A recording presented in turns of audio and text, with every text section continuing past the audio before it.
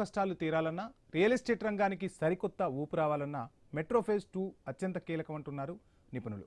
దేశంలోని అహ్మదాబాద్, ఉత్తరప్రదేశ్, వైజాగ్ వంటి నగరాలకు మెట్రో నిధులు వస్తున్నప్పుడు హైదరాబాద్కు ఎందుకు ఆలస్యం అవుతున్నాయనేది ప్రశ్న. రాష్ట్ర ప్రభుత్వం కూడా ఈ అంశంపైనే వాదిస్తోంది, చర్చిస్తోంది, ఢిల్లీ కూడా వెళ్తోంది. అయితే కేవలం ఢిల్లీపై నిందలు వేసి చేతులు దులుపుకుంటే సరిపోదన్న వాదన కూడా గట్టిగానే రీసౌండ్ చేస్తుంది. మరి మెట్రో రైల్ ప్రాజెక్టుల విస్తరణకు సహకరించాలని కోరారు సీఎం రేవంత్ రెడ్డి. కేంద్ర మంత్రి కిషన్ రెడ్డికి ఎంపీ మల్లు రవి లేఖ కూడా రాశారు. రాష్ట్ర అభివృద్ధి కోసమే తాను కేంద్రానికి లేఖ రాసినట్లు ఆయన చెప్పుకొచ్చారు. కొత్త మెట్రో లైన్ల నిర్మాణానికి కేంద్రం నిధులు, అనుమతులు మంజూరు చేయాలని విజ్ఞప్తి కూడా చేశారు. ఇక ఇదంతా ఒక రకంగా రాజకీయ అంశం వైపు నడుస్తూ ఉంటే హైదరాబాద్ మెట్రో నిర్వహణ ప్రశ్నార్థకంగా మారిందని BRS MLA KP Vivekananda Goud సంచలన ఆరోపణలు చేశారు. 45 లక్షల జనాభా ఉన్న జైపూర్ నగరానికి ఫేజ్ 2 మెట్రోను మంజూరు చేసి పనులు ప్రారంభించారని గుర్తు చేశారు. మరి ఇక్కడ ఏమైంది? దాదాపు 1,30,00,000 జనాభా ఉంటుంది హైదరాబాద్లో. నగరానికి ఫేజ్ 2 మెట్రోను ఎందుకు మంజూరు చేయలేకపోతున్నారనేది కూడా ఆయన వేసిన సూటి ప్రశ్న. అసలు వివేకానంద ఏమన్నారు, ఏంటి అనేది ఒకసారి ఇప్పుడు చూద్దాం. జస్ట్ 2 రోజుల క్రితం 4th జూలై రోజు మరి రాజస్థాన్లో జైపూర్ మెట్రో ఫేజ్ 2కి ప్రధానమంత్రి గారు శంకుస్థాపన చేసింది అందరం కూడా చూసాం, దేశమంతా కూడా చూసింది. జైపూర్ నగరం యొక్క పాపులేషన్ ఎంత? 45 లక్షలు మాత్రమే. జైపూర్ నగరానికి మరి సెకండ్ ఫేజ్ 2కి మెట్రో ఫేజ్ 2కి ప్రధానమంత్రి గారు పోయి శంకుస్థాపన చేసి పనులు ప్రారంభం అవుతాయి. ఎట్లా 1,30,00,000 జనాభా దాదాపు హైదరాబాద్ అగ్లోమరేషన్లో ఫస్ట్ ఫేజ్ పూర్తిగా కానీ సెకండ్ ఫేజ్ ఎందుకు స్టార్ట్ కాదు? సెకండ్ ఫేజ్కి ఎందుకు మంజూరు కాదు? దీనికి సమానం ఈరోజు చెప్పాల్సిన అవసరం ఇటు ముఖ్యమంత్రి గారి పైన ఉన్నది, అటు కేంద్ర మంత్రులు కిషన్ రెడ్డి గారి పైన, బండి సంజయ్ గారి పైన, బీజేపీకి సంబంధించినటువంటి పార్లమెంట్ సభ్యులు సమానం చెప్పాల్సిన అవసరం ఉంది. దీనిపైన చిన్న చిన్న నగరాలకి 2వ ఫేజ్ ఇస్తారు, కొత్త మెట్రో రైళ్లు చిన్న చిన్న నగరాలు 2 tier సిటీస్కి మీరు శాంక్షన్ చేస్తారు, తప్పులేదు. కానీ హైదరాబాద్ నగరానికి ఎందుకు ఇవ్వరు? ఈ విషయాన్ని ముఖ్యమంత్రి గారు అర్థం చేసుకోకపోవడం, ఆయన అంటే కుక్కతోగా పట్టుకొని గోదావరి ఈడుతున్నట్టు స్పష్టంగా కనపడుతున్నది, లేకపోతే వాళ్ళతో అండర్స్టాండింగ్ అనేది స్పష్టంగా కనపడుతూ ఉన్నది. రైట్. ఇక అటు మెట్రో 2వ దశపై ఎవరి వాదన సరైంది? జీహెచ్ఎంసీ ఎన్నికలకు ముందు ప్రతిపక్షాలకు రేవంత్ రెడ్డి ఆయుధం ఇచ్చేస్తున్నారా? అసలు metro విస్తరణపై Bharatiya Janata party stand ఏంటన్నది కూడా ఇప్పుడు వినిపిస్తున్న మరో ప్రశ్న. మెట్రో విస్తరణపై కాంగ్రెస్ సర్కార్ సీరియస్గా ఉందని చెప్తున్నారు. రియల్ ఎస్టేట్ రంగానికి హైదరాబాద్లో ఎంత ప్రాధాన్యత ఉందో తెలుసు. అటువంటి రియల్ ఎస్టేట్ రంగానికి ఊతం రావాలన్నా, ఊపు రావాలన్నా మెట్రో విస్తరణ కీలకమని కూడా అటు రియల్ ఎస్టేట్కు సంబంధించిన వ్యాపారులు కూడా చెప్తున్న పరిస్థితి. ఈ అంశంపైనే చర్చిద్దాం. ఈ అంశంపై మనతో మాట్లాడేందుకు కసబ శ్రీనివాసరావు గారు, టీపీసీసీ సెక్రటరీ, అదేవిధంగా రాజు నేత గారు, భారతీయ జనతా పార్టీ లీడర్ మనకు అందుబాటులో ఉన్నారు. ముందుగా రాజు నేత గారు నమస్కారం. ఏంటి మెట్రో చాలా కీలకం అంటూ ఉంటారు. ప్రధానమంత్రి హైదరాబాద్కు వచ్చి వెళ్ళినప్పుడు కూడా రకరకాల అంశాలు తెరపైకి వచ్చాయి. అటు కిషన్ రెడ్డిని డైరెక్ట్గా సీఎం రేవంత్ రెడ్డి కలిశారు, వెళ్ళారు, అక్కడ మంత్రులతో, కేంద్ర మంత్రులతో సమావేశమయ్యారు. మెట్రో ఫేజ్ 2కి సంబంధించి పెద్ద ఎత్తున చర్చ రాష్ట్రమంతా సాగుతుంది. జైపూర్ లాంటి నగరాలకు, విశాఖ లాంటి నగరాలకు ఎక్కడికక్కడ అనుమతులు ఇస్తున్న భారతీయ జనతా పార్టీ ఎందుకు తెలంగాణపై ఒక చిన్న చూపు చూస్తుంది అనేది కూడా వినిపిస్తున్న ప్రశ్న. సార్, అందరికీ గుడ్ ఈవినింగ్ అండి.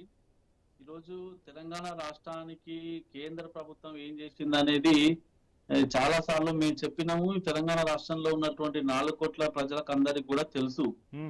12 సంవత్సరాల కాలంలో 12 లక్షల కోట్లను తెలంగాణ రాష్ట్ర అభివృద్ధి కోసం భారతీయ జనతా పార్టీ ఇచ్చింది. అన్ని రాష్ట్రాలు అక్కడ రాజునేత గారు మాట్లాడుకుంటే అన్ని రాష్ట్రాలకు కేంద్రం ఇవ్వాల్సిందేగా, ఇచ్చిన దాంట్లో తప్ప తెలంగాణకు స్పెషల్ గా వచ్చింది ఏం లేదుగా. ఆ పక్క రాష్ట్రం ఆంధ్రప్రదేశ్ తో పోల్చుకుందాం, ఆంధ్రప్రదేశ్కి వచ్చిన నిధులు తెలంగాణకు వస్తున్నాయా? 12 లక్షల కోట్లు గతంలో యూపీఏ 1 యూపీఏ హయాం చరిత్రలో ఏనాడన్నా తెలంగాణ రాష్ట్రాన్ని అభివృద్ధి చేసేటువంటి ప్రయత్నం చేసిరా సార్? బీవీ నగర్ లో ఎయిమ్స్ ఇచ్చే ప్రయత్నం చేసిరా? ఇదే సమ్మక్క సారక్క యూనివర్సిటీ ఇచ్చే ప్రయత్నం చేసిరా? రామగుండంలో మూతపడిన ఎరువుల ఫ్యాక్టరీని తెరిచే ప్రయత్నం చేసిరా? రైల్వే డిపార్ట్మెంట్ సంబంధించి రైల్వే స్టేషన్లను అభివృద్ధి చేసే ప్రయత్నం చేసిరా? జాతీయ రహదారులను ఇచ్చేటువంటి ప్రయత్నం చేసిరా? ఏది చేయలేదు కదా. 12 ఏళ్లలో కొత్తగా ఏర్పడినటువంటి తెలంగాణ రాష్ట్రానికి అభివృద్ధికి సహకరించాలని కేంద్ర ప్రభుత్వం సహకరిస్తుంది. మన రాష్ట్రానికి సంబంధించినటువంటి 2 కేంద్ర మంత్రులు కిషన్ రెడ్డి గారు మరియు ఒక పక్క బండి సంజయ్ గారు ప్రతినిత్యం ఒక డిపార్ట్మెంట్ ను సెల్ ను ఏర్పాటు చేసి కంటిన్యూస్ గా మానిటర్ చేస్తా ఉన్నారు. తెలంగాణ రాష్ట్రానికి ఎక్కడి నుంచి ఏమేం నిధులు రావాలి, దానికి సంబంధించినటువంటి ఎక్కడ పెండింగ్ ఫైల్ ఎక్కడ ఉన్నాయని చెప్పేసి ఎవ్రీ మినిట్ దాన్ని మానిటరింగ్ చేస్తున్నారు. ఇప్పుడు మెట్రో ఫేజ్ 2 కి సంబంధించి మీరు అడిగిన దానికి చెప్తా సార్. ఆల్రెడీ ఫేజ్ 1 కు సంబంధించినటువంటి విషయంలో స్వయాన ప్రధానమంత్రి నరేంద్ర మోడీ గారు వచ్చి ఇక్కడ పాల్గొన్నారు స్టార్టింగ్ చేసేటువంటి కార్యక్రమంలో. అప్పుడు కూడా మేము 50:50 అంటే కేంద్ర ప్రభుత్వం 50%, రాష్ట్ర ప్రభుత్వం 50% భరించాలని నిధులను వెచ్చించి మెట్రోను స్టార్ట్ చేయాలంటే దానికి ఒప్పుకొని మెట్రో ఫేజ్ 1 కు 1250 కోట్ల రూపాయలను కేంద్ర ప్రభుత్వం ఆల్రెడీ ఇచ్చి ఉంది సార్. ఫేజ్ 1 ఉత్తగానే వీళ్ళు స్టేట్ గవర్నమెంటే గతంలో ఉన్నటువంటి టిఆర్ఎస్ పార్టీ ఒక స్టేట్ గవర్నమెంట్ తోనే అయిందా పని? 1250 కోట్ల రూపాయలు కేంద్ర ప్రభుత్వం ఇయ్యందే వీళ్ళే కట్టిరా? ఎందుకు విమర్శలు చేసేటప్పుడు కొద్దిగా పునరాలోచన చేసి చెయ్యాలి. ఇప్పుడు కూడా మెట్రో ఫేజ్ 2 కు సంబంధించి ప్రతినిత్యము బీజేపీ పార్టీ అడ్డుపడుతుంది, కాళ్ళల్లో కట్టెలు పెడుతుంది అని బహిరంగ సభలలో ముఖ్యమంత్రిగా ఉన్నట్టు అంత పెద్ద స్థాయిలో ఉన్నటువంటి వ్యక్తి రేవంత్ రెడ్డి గారు పదే పదే బీజేపీని బదనాం చేసేటువంటి ప్రయత్నం చేస్తున్నారు. ఎక్కడ అడ్డుపడ్డాం సార్? మొన్న జూన్ 17వ తారీఖు నాడు రాజునేత గారు మీరు మాట్లాడారు కాబట్టి నేను మాట్లాడాల్సి వస్తుంది. మీరు మాట్లాడారు కాబట్టి ఈ అంశాలన్నీ నేను తెరపైకి తీసుకురావాల్సి వస్తుంది. తెలంగాణలో అధికారంలోకి రావాలనుకుంటున్న భారతీయ జనతా పార్టీ కొన్ని అంశాలను క్లియర్ చేయాల్సిన అవసరం ఉంది. ప్రజల్లో ఒక భరోసాను నింపాల్సిన అవసరం ఉంది. సాక్షాత్తు దేశ ప్రధానే చట్టసభ వేదికగా తల్లిని చంపి బిడ్డను బతికించారనే మాట నేటికి తెలంగాణ సమాజం గుర్తు చేసుకుంటుంది. నన్ను మాట్లాడనివ్వండి ప్లీజ్. దయచేసి రాజునేత గారు నేను ఇక్కడ ఈ అంశాలకు మీరు క్లారిటీ ఇవ్వాల్సిన అవసరం ఉందని చేస్తున్నా. నేను మళ్ళా గతాన్ని తవ్వట్లేదు, గత విమర్శలు చేయట్లేదు. ఇదొకటి. అటు ఆంధ్రప్రదేశ్కి వచ్చిన నిధులు ఇక్కడ రావట్లేదు. అటు పోలవరానికి నిధులు తీసుకొస్తారు కానీ, ఇటు కాళేశ్వరానికి సంబంధించి కానీ, అటు సాక్షాత్తు మీ ఎంపీ ఉన్న పాలమూరు రంగారెడ్డి ప్రాజెక్టుకు సంబంధించి కానీ నిధులు తీసుకురావట్లేదు. అసలు హైదరాబాదు ఇంత పెద్ద ఎత్తున అభివృద్ధి చెందుతూ ఉంటే కేంద్రం నుంచి నిధులు తీసుకొచ్చి ఇదిగో ఇది మేము చేశామని చూపిస్తే కదా ప్రజలు మీ వైపు చూసేది. అన్ని రాష్ట్రాలకు ఇచ్చినట్టే నిధులు కేటాయించి మేము ఆంధ్రప్రదేశ్కి అంతే ఇస్తున్నాం, తెలంగాణకు అంతే ఇస్తున్నాం, మిగిలిన రాష్ట్రాలకు ఏ విధంగా ఇస్తున్నామో అలా అంటే ఎలా మీరు అధికారంలోకి వస్తారు? ఇక్కడ కాస్త స్పెషల్ కన్సర్న్ చూపించాలి కదా. చూపిస్తున్నారా? వాస్తవం మాట్లాడుకుందాం సార్. మీకు నేను అంటే మీరు అడిగినటువంటి వాటికి 100కి 200% నా దగ్గర సమాధానం ఉన్నది. అయితే మీరు మెట్రో గురించి చర్చ పెట్టి మెట్రో మీద మాట్లాడడం అన్నందుకు నేను దానికి కన్సర్న్ అయి మాట్లాడుతున్నా తప్ప వేరే అయితే ఇప్పుడు ఈ మెట్రో ఫేజ్ 2 కి సంబంధించి కేంద్ర ప్రభుత్వం అడ్డుకుంటుంది, లేకపోతే కిషన్ రెడ్డి గారు అడ్డుకుంటున్నారని విమర్శలు చేసే వాళ్ళకు నేను ఈ సందర్భంగా చెప్పదలుచుకున్నా. ప్రతినిత్యము మా కేంద్ర మంత్రి వర్యులు కిషన్ రెడ్డి గారు ఢిల్లీలో ఉన్నటువంటి అధికారులతోని, కేంద్ర మంత్రులతోని, ప్రధాని నరేంద్ర మోడీ గారితోని అందరితోని మెప్పించి ఒప్పించి ఈరోజు మెట్రో ఫేజ్ 2 కి సంబంధించి డిపిఆర్ డీటెయిల్డ్ ప్రాజెక్టు రిపోర్టును పట్టుకొని పోయి కేంద్ర మంత్రుల దగ్గర కూర్చొని అయ్యా ఇది చెయ్యాలి, ఇది చేస్తే హైదరాబాద్ మహానగరం మరింత అభివృద్ధి చెందుతుందని ఎన్నోసార్లు కలిసి ఈ వార్తలలో కూడా వచ్చింది. నేను చెప్పేది కాదు, ఇది పేపర్లలో వచ్చింది. ఇంకా ఫైల్స్ కి అయితే క్లియరెన్స్ రాలా. వస్తుంది సార్, వస్తుంది 100% వస్తుంది. నేను చెప్పేది జూన్ 17వ తేదీన సీఎం మన రాష్ట్రానికి సంబంధించినటువంటి రేవంత్ రెడ్డి గారిని ఢిల్లీకి పిలిపించి ఇద్దరు కేంద్ర మంత్రి ఇద్దరు కలిసి కేంద్ర మంత్రులను కలవలేదా సార్? కలిసిన తర్వాత ఏంటి డెవలప్మెంట్స్ అనే దానిపైన ఇప్పుడు చర్చ.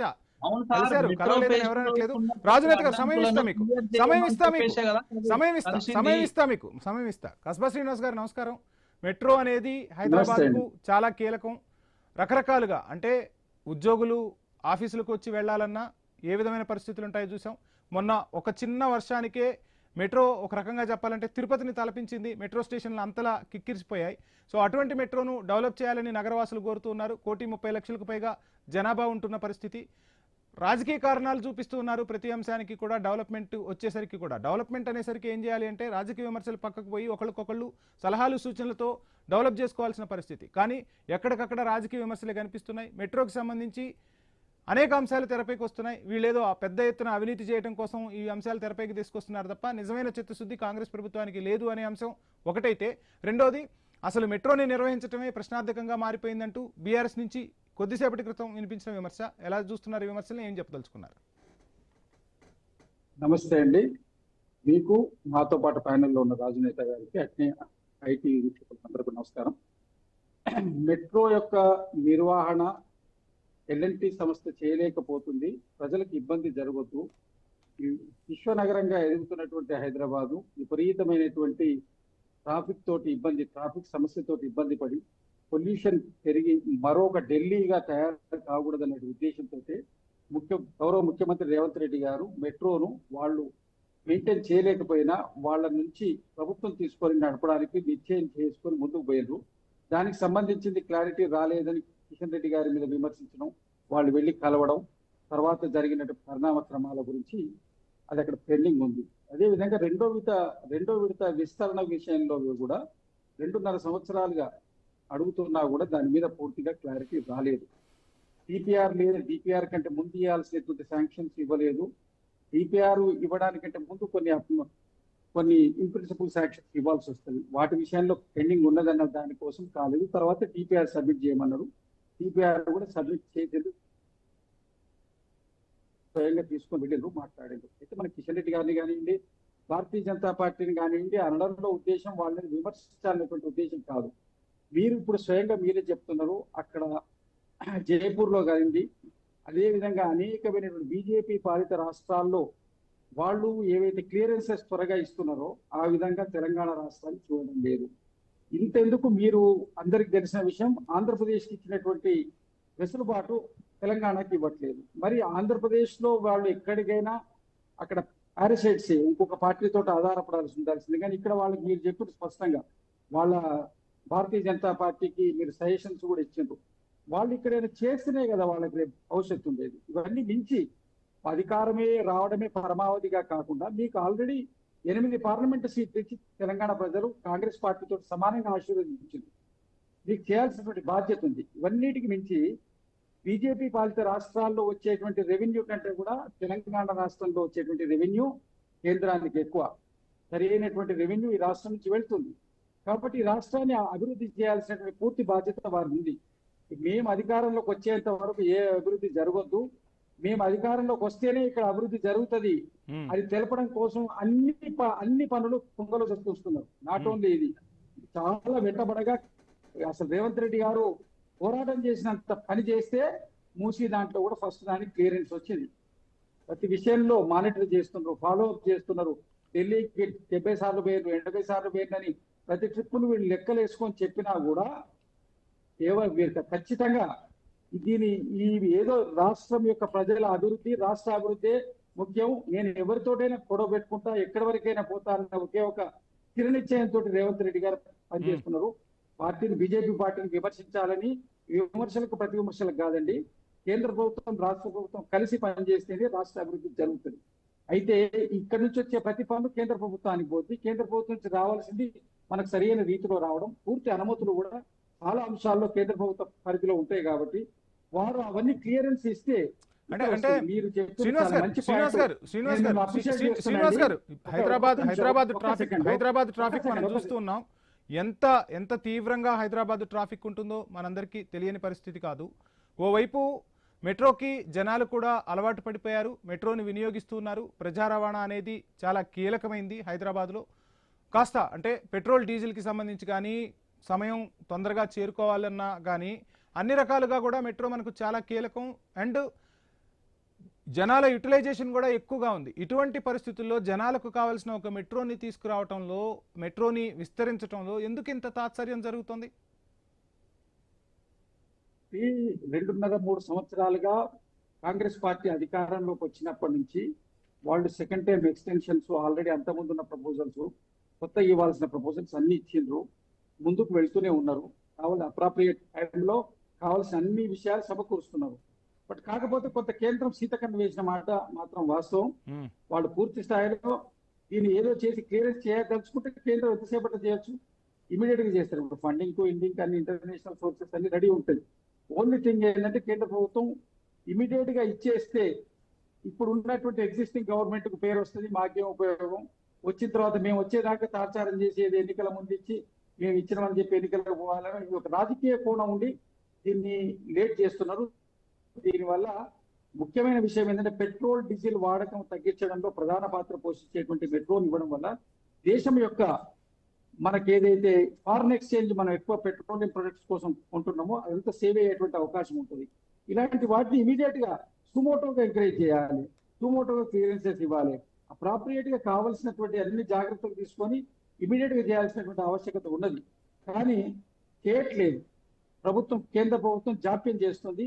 8 మంది పార్లమెంట్ సభ్యులు ఇచ్చినటువంటి రాష్ట్రానికి కూడా వారు ఏదేదో అందులో సౌత్ లో వాళ్లకు ఎంతో అంత అవకాశం ఉన్నట్టు ఎంతో అంత ఆశ ఉన్నటువంటి రాష్ట్రం కూడా తెలంగాణ కాబట్టి మరి చేయాలి.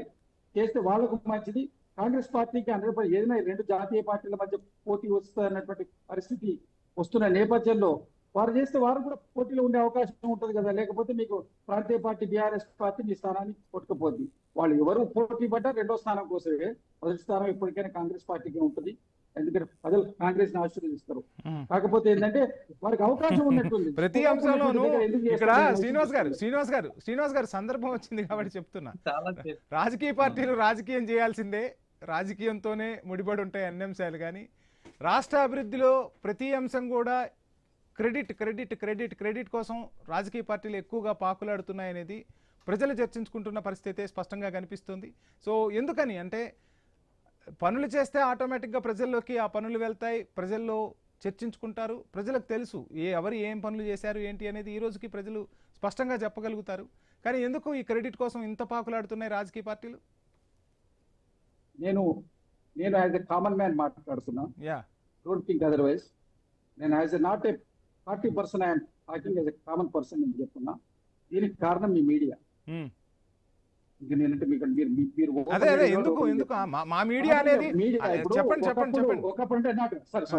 ఒకప్పుడు వార్తాపత్రికలు ఉండేది.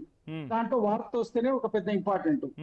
100 ఛానల్ లేని, 1000 యూట్యూబ్ లేని, ప్రతి వాళ్ళు ఇక్కడ మీడియానా సోషల్ మీడియానా క్లారిటీ ఇచ్చే ప్రయత్నం చేయండి. ఇప్పుడు మీడియాకి ఒక బాధ్యత ఉంటుంది సార్. మీడియాలో కూడా శ్రీనివాస్ గారు మీడియాకు ఒక బాధ్యత ఉంటుంది. ఏ వార్తను ఎందుకు ప్రసారం చేశాం, ఏ వార్త ఎందుకోసం ప్రచురించాల్సి వచ్చింది, ఎందుకు ప్రసారం చేయాల్సి వచ్చింది అనేది ఒక బాధ్యత ఉంటుంది. సోషల్ మీడియా పరిస్థితులు ఆ విధంగా ఉన్నాయా? సోషల్ మీడియాల్ని పెంచి పోషిస్తున్నది రాజకీయ నాయకులు కాదా? ఏ రాజకీయ నాయకుడికి సోషల్ మీడియా లేదు చెప్పండి? మీరు పెంచి పోషించుకుంటూ మాపై విమర్శలు చేయడం మాత్రం ఎట్టి పరిస్థితుల్లోనూ యాక్సెప్ట్ చేయం. రాజునేత గారు ఏంటి? సరే మాట్లాడు. ఫస్ట్ మీరు ఈ అంశం మీద చర్చ పెట్టినందుకు మిమ్మల్ని నేను అభినందిస్తున్నా. అది ఇంతకుముందు కూడా చెప్దామంటే మీరు చెప్పలేదు. ఎందుకంటే ప్రజా అవసరం కోసం పెట్టింది మీరు, నాట్ ఫర్ పాలిటిక్స్. మీరు చేస్తున్నటువంటి పాత్రని 100% తాగిస్తున్నా. మీడియాని నేను ఎందుకన్నా అంటే అందరు మీడియా కూడా ఈ విధంగా ప్రజా అవసరాల కోసం చర్చ, రాజకీయ అంశాలు పెద్ద ఇంపార్టెంట్ కాదు. ప్రజా అవసరాల కోసం చర్చించండి. మీరు అదే పెట్టినప్పుడు మేము అదే మాట్లాడాల్సి వస్తుంది. కానీ ఖచ్చితంగా మీడియా మీరన్న అంశాలు కొంతవరకు ఉన్నాయి. ప్రజలకు ఏది మంచో ఏది చెడో కూడా తేల్చుకోలేని పరిస్థితుల్లోనే ఐ న్యూస్ ఒక వినూత్నంగా ముందుకు వెళ్తుంది. తెలుగు మీడియా చరిత్రలోనే ప్రతి 30 నిమిషాలకు నాన్ స్టాప్ గా వార్త వెనక ఉన్న వాస్తవాన్ని ప్రజలకు చెప్పే ప్రయత్నం మీలాంటి నేతల ద్వారా క్వశ్చన్ అవర్ అనే కార్యక్రమంతో ముందుకు వెళ్తున్న తెలుగు మీడియాలో ఉన్న ఏకైక channel I News. No problem sir. రాజనేత గారు ఏం చెప్తారు సార్? ఇప్పుడు మెట్రోకి సంబంధించి చాలా క్లియర్ గా ఒకటే మాట, ఫేజ్ 1 కు మేము సహకరించినాం. 1250 కోట్లు కేంద్ర ప్రభుత్వం ఇచ్చింది. Already project is on the wheels. నేను ఇప్పుడు రెండో మాట ఏందనంటే ఫేజ్ 2 కు సంబంధించిన దానికి కూడా అన్ని ఏదైతే అడ్డంకులు ఉన్నాయో క్లియర్ చేసేటువంటి ప్రయత్నం చేస్తున్నాము. రాష్ట్ర ప్రభుత్వమే దీనికి సమాధానం చెప్పాలి. ఎందుకోసం అనంటే కొన్ని రోజులేమో ఫేజ్ 2 కు సంబంధించింది ముందరికి పోవాలంటే ఎల్ఎన్టీ నుంచి మేము టేక్ ఓవర్ చేయాలి, వాళ్ళు సరిగా నడిపిస్తలేరు, రాష్ట్ర ప్రభుత్వమే నడిపిస్తామని కొన్ని రోజులు చెప్పారు. తర్వాత ఇక్కడ ఫేజ్ 2 కు సంబంధించినటువంటి ఏదైతే మార్గాలు పెట్టినామో ఆ మార్గాలలో ల్యాండ్ ను టేక్ ఓవర్ చేయడానికి కొద్దిగా టైం కావాలని చెప్పారు. తర్వాత ఐఆర్ఎఫ్సికి సంబంధించినటువంటి రుణం ఏదైతే తీసుకోవాలనుకుంటున్నామో దానికి క్లియర్ కాలేదు లైన్ అని చెప్పి ఇట్లా అనేక రకాలుగా వాళ్ళు దీన్ని డిలే చేసి తప్ప కేంద్ర ప్రభుత్వం ఏనాడు కూడా ఈ విషయంలో డిలే చేయలేదు. 100% ఫేజ్ 2 తెలంగాణ రాష్ట్రానికి కేంద్ర ప్రభుత్వం ఇవ్వడానికి సిద్ధంగా ఉంది. అందులో మా కేంద్ర మంత్రులుగా బండి సంజయ్ కుమార్ గారు కానీ లేకపోతే కిషన్ రెడ్డి గారు కానీ ప్రధానమైనటువంటి కీలకమైనటువంటి పాత్ర వహిస్తున్నారు. రేపో మాపో గుడ్ న్యూస్ వింటాము. ఒకటి. రెండోది, ఈ తెలంగాణకు ప్రతిసారి ప్రతి ఒక్కరు కళ్ళుండి చూడలేనటువంటి వ్యక్తులు లేకపోతే చెవులుండి వినలేనటువంటి వ్యక్తులు కేంద్ర ప్రభుత్వం తెలంగాణకి ఏమిచ్చింది, ఇతర రాష్ట్రాలకు ఇచ్చినట్టే ఇస్తుంది కదా అంటే, యూపీఏ 1లో యూపీఏ 2లో గత 10 ఏళ్లలో ఎన్ని తెలంగాణ ఉమ్మడి ఆంధ్రప్రదేశ్ రాష్ట్రానికి వచ్చినాయి ఒకసారి బేరీజ్ వేసి చూడండి సార్. బడ్జెట్ లో పెట్టినటువంటి నిధులు కానీ లేకపోతే ఇప్పుడు ఇస్తున్నటువంటి 12 ఏళ్లలో 12 లక్షల కోట్ల రూపాయలు ఇచ్చినాం సార్ మేము తెలంగాణ రాష్ట్రానికి. ఇప్పుడు మేము ఇచ్చినవి కళ్ళ ముందల ఉన్నాయి, పేపర్ మీద ఉన్నాయి. వచ్చిన నిధులతోనే ఈ రోజు డెవలప్మెంట్ జరుగుతుంది తెలంగాణ రాష్ట్రంలో. దీన్ని ఒప్పుకోకపోతే ఎట్లా? ఒక చిన్న ఎగ్జాంపుల్ చెప్తా నేను. ఈ రోజు తెలంగాణ రాష్ట్రంలో కడుతున్నటువంటి డబుల్ బెడ్రూమ్ ఇళ్ళ దగ్గరికి మీరు రాండి, కెమెరా తీసుకొని, నేను వస్తా రేపు. ఎక్కడికి పోదామో చెప్పండి. కొల్లూరుకు పోదామా, లేకపోతే వేరే దగ్గర ఎక్కడన్నా ఇప్పుడు స్టార్ట్ చేసిన దగ్గరికి పోదామా, అక్కడ కడుతున్నటువంటి వాళ్ళని అడుగుదామా, లేకపోతే ఆల్రెడీ కట్టిన రాజునేత గారు మళ్ళీ మొదటికే వస్తున్నాం మనం. మళ్ళీ మొదటికే వస్తున్నాం. ఇంకొకటి చెప్తా సార్, ఇక్కడి నుంచి తెలంగాణ మరి ముఖ్యమంత్రి ఎందుకు ఆ మాట అన్నారు? రూపాయి తీసిపోతున్నారు, 14 పైసలు మనకి ఇస్తున్నారని. సార్, బదనాం చేసేటోళ్ళు, రోజు విమర్శలు చేసేటోళ్ళు, బురద చల్లేటోళ్ళు అది మాట్లాడతారు తప్ప వేరేది ఏం మాట్లాడాలి రాదు కదా సార్. ఇచ్చిన వాళ్ళని ఎవరైనా ఇచ్చిరని పొగుడతారా సార్? మీరు చెప్పండి. కావాలని బదనాం చేసేటువంటి కార్యక్రమం పెట్టుకున్నప్పుడు, విమర్శలు చేయాలని పెట్టుకున్నప్పుడు అదే మాట్లాడతారు. మరి ఇప్పుడు జాతీయ ప్రాజెక్టులకు సంబంధించినటువంటి విషయంలో తెలంగాణ రాష్ట్రంలో 1,75,000 కోట్లతోని 2 లైన్స్ ఉంటే 4 లైన్స్ ఉన్న దాన్ని ఇంకా డెవలప్ చేసేటువంటి ప్రయత్నం తెలంగాణ రాష్ట్రంలో జరుగుతలేదా ఈరోజు? కాకతీయ టెక్స్టైల్ పార్క్ మంజూరు చేయలేదా? 42 రైల్వే స్టేషన్లను మోడర్న్ రైల్వే స్టేషన్లుగా తీర్చిదిద్దే ప్రయత్నంలో ఈరోజు కేంద్ర ప్రభుత్వం నిధులు ఇవ్వకుండానే జరుగుతుందా? ఈ పక్కనే ఉన్నటువంటి హైదరాబాద్ లో సికింద్రాబాద్ రైల్వే స్టేషన్ పోయి చూడండి ఒకసారి. ఎయిర్పోర్ట్ బడ్జెట్ కేటాయింపులు ఎప్పుడైనా తెలంగాణకు ఆశాజనకంగా అనిపించాయా? ఈ 13 ఏళ్ల కాలం తీసుకుందాం రాజునేత గారు, 13 ఏళ్ల కాలం తీసుకుందాం. రైల్వేలకు సంబంధించి కానీ, రోడ్లకు సంబంధించి కానీ, ఫ్యాక్టరీలకు సంబంధించి కానీ, ఏ అంశమైనా తీసుకుందాం. ఈ 13 ఏళ్లలో మూసీ పునరుజ్జీవం కోసం ఆసియా డెవలప్మెంట్ బ్యాంకు నుంచి 4,100 కోట్ల రూపాయల మంజూరు కోసం కేంద్ర ప్రభుత్వం సహకారం చేయలేదా? ఇవన్నీ ఆన్ రికార్డ్ ఉన్నాయి కదా. నేను చెప్పేది ఒక్కటి కూడా తప్పు కాదు. 12 లక్షల కోట్ల రుణాలను ఎన్సిడిపి కింద మేము ఇప్పియలేదా? ఈ ఏడాది ధాన్యం కొనుగోలు చేయడం కోసం 34,000 కోట్ల రూపాయలు ఇయ్యలేదా? ఎందుకు ఇట్లా బదనాం చేసేటువంటి ప్రయత్నం చేస్తారు? స్పెషల్ గా ఏమి ఇచ్చారు చెప్పండి అని అడుగుతున్నారు అంతే.